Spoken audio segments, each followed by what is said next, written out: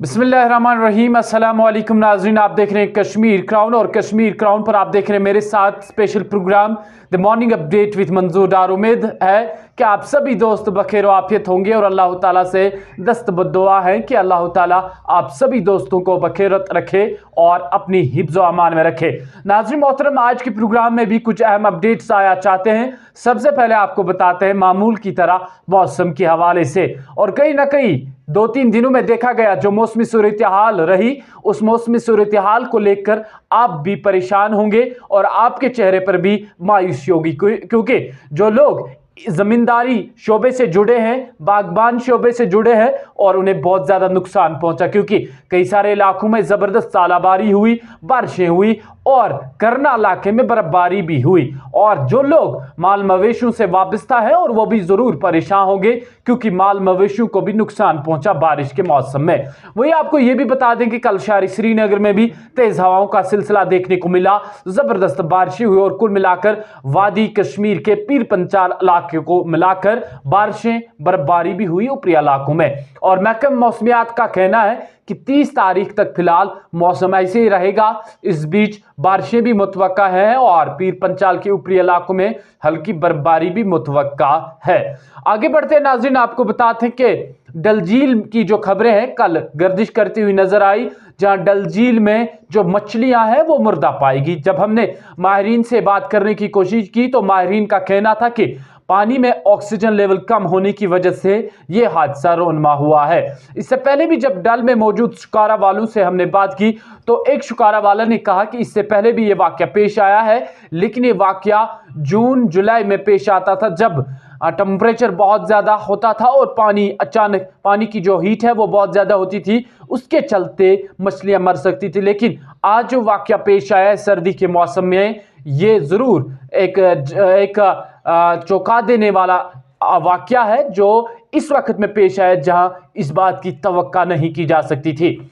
आगे बढ़ते नाज़रीन, आपको बता दें कि एक अहम अपडेट आप तक पहुंचाने की कोशिश करते हैं। आपको बता दें कि जो भी स्मार्ट मीटर्स इस्तेमाल करने वाले लोग हैं, यानी जो स्मार्ट मीटर्स का इस्तेमाल करते हैं और बिजली का यूज़ करते हैं, उनके लिए एक बड़ा चौंका देने वाला अपडेट ये है कि अब जो जून का दूसरा हफ्ता शुरू होने जा रहा है और दूसरे हफ्ते में ये जो सारे स्मार्ट मीटर्स हैं ये तब्दील किए जाएंगे प्रीपेड मोड में। यानी प्रीपेड मोड ऐसे होता है जैसे आप अपने मोबाइल को रिचार्ज करते हैं और जो ही रिचार्ज खत्म हो जाता है तो आप ना फ़ोन कर सकते हैं, ना ही SMS कर सकते हैं, ना ही आप इंटरनेट चला सकते हैं। बिल्कुल ये उसी तरीके से है, और इस सब बिजली का इस्तेमाल करने के लिए आपको एक एप्लीकेशन आ जाएगी और उस एप्लीकेशन के थ्रू आप रिचार्ज जब करेंगे तभी जाके आप बिजली यूज़ कर सकते हैं। और जिस हिसाब से आप रिचार्ज करेंगे, जिस हिसाब से आप पैक डालेंगे, उसी हिसाब से आप बिजली का भी इस्तेमाल कर सकते हैं। और इस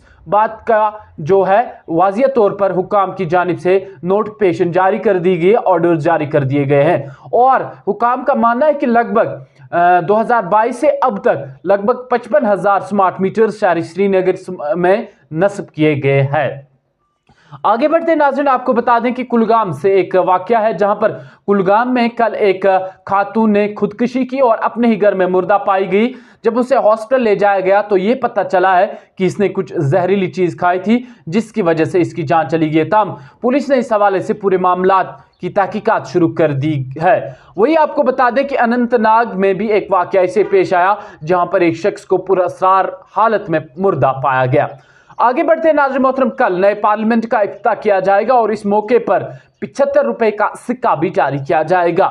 और एक अपडेट आप तक पहुंचाने की कोशिश करते हैं कुंगडोरी गुलमर्ग से, जहां पर तेलंगाना से ताल्लुक रखने वाले 4 कमसिन बच्चों समेत 7 सयाह जो हैं अपना रास्ता भटक गए थे, लेकिन गुलमर्ग पुलिस की जानिब से एक बरमार कोशिश के बाद इन सब को सेकंड फेज में ये गए थे और सेकंड फेज कुंगडोरी में ये अपना रास्ता खो बैठे थे, लेकिन पुलिस की बरमार कोशिश की वजह से और अहम मौके पर पुलिस ने कोशिश करके इन तमाम सयाहों को सही सलामत पहुंचाया है। आगे बढ़ते नाज़रीन, आपको बता दें कि जम्मू कश्मीर लिबरेशन फ्रंट यानी यासीन मलिक के हवाले से एक अहम अपडेट आप तक पहुंचाने की कोशिश करते हैं। आपको बता दें कि जहां यासीन मलिक पहले ही अदालत की जानिब से जहां उन्हें उम्र कैद की सज़ा दी गई थी और वो जेल में उम्र कैद की सज़ा काट रहे हैं, वही कल एनआईए की जानिब से दोबारा अदालत को रुजू किया गया और अदालत से एनआईए ने यासीन मलिक के लिए सजाए मौत मांगी है। जी हाँ, इससे पहले भी आपको याद होगा जब यासीन मलिक को उम्र कैद की सज़ा सुनाई गई तो उस वक्त जिस अदालत की ज़ेर इल्तिवा उन्हें उम्र कैद की सज़ा सुनाई गई थी, उस वक्त ये बताया गया था कि इन्हें सजाए मौत नहीं दी जा सकती, क्योंकि सजाए मौत उसी शख्स को दी जाती है जिसने समाज में ऐसा कुछ काम किया हो जिससे कहीं ना कहीं लोगों को बहुत ज़्यादा नुकसान पहुंचा हो, जिससे एक इंसानियत शर्मसार हो गई हो या ऐसा कुछ वाकयात हो। तो जहां जम्मू कश्मीर लिबरेशन फ्रंट के सरबरा यासीन मलिक उम्र कैद की सजा काट रहे हैं, वही एनआईए की जानिब से दोबारा अदालत को रुजू किया गया और यासीन मलिक के हवाले से सजाए मौत मांगी गई है। तो आने वाले वक्त में यह पता चलेगा क्या अदालत क्या फैसला सुनाती है और यासीन मलिक को क्या सजाए मौत दी जाती है या उसे सजाए जो उम्र कैद है वो बरकरार रखी जाती है। इस हवाले से अगली बार जो अदालत की सुनवाई होगी। आगे बढ़ते नाजरीन और एक अपडेट आप तक पहुंचाने चाहते हैं। एक दुखद अपडेट है, सुबह सुबह ही किश्तवाड़ से निकल के सामने आया, जहां किश्तवाड़ के एक दूर दराज इलाके में अचानक से एक रिहायशी मकान मुनहदिम हो गया और इसमें कुल मिलाकर 5 लोग थे और 5 में से 2 को रेस्क्यू करके बचा लिया गया, लेकिन 3 भाई बहनों की जान चली गई और वो मौके पे ही जान बैक हो गए, उन्होंने मौके पे ही जान गंवा दी। किश्तवाड़ का दूर दराज इलाका बताया जा रहा है, नागसैनी का पिलर इलाका, जहां पर लगातार बारिशों की वजह से एक रिहायशी मकान मुनहदिम हो गया है। आप सभी दोस्तों का बहुत शुक्रिया। आप देखते रहे कश्मीर क्राउन। मजीद अपडेट्स के लिए आप विजिट कर सकते हैं हमारी वेबसाइट www.kashmircrown.com या प्ले स्टोर में जाकर आप कश्मीर क्राउन की एप्लीकेशन डाउनलोड करके भी अपडेट्स जान सकते हैं और अपडेटेड भी रह सकते हैं। आप देखते रहिए कश्मीर क्राउन। अल्लाह आप सबका हामी नासिर।